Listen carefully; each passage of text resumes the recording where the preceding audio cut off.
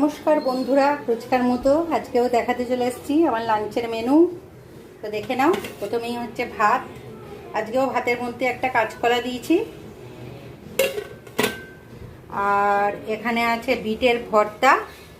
এটা আমি রেসিপিটা আমার চ্যানেলে আপলোড করব। পোস্ত, বাদাম, রসুন আর কালো জিরে দিয়ে একটা বিটের ভর্তা করেছি, কাঁচা লঙ্কা দিয়ে ঝাল ঝাল করে।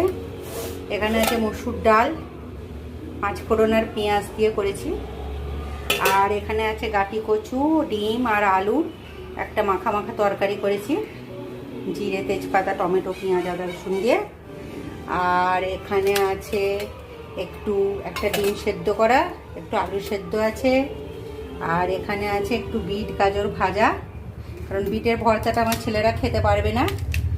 আর এখানে আছে একটু ডাল সেদ্ধ, এটাও আমি মেখে নেবো। তো এই হলো আজকের মেনু। ভালো লাগলে অবশ্যই কমেন্ট করে জানাবেন।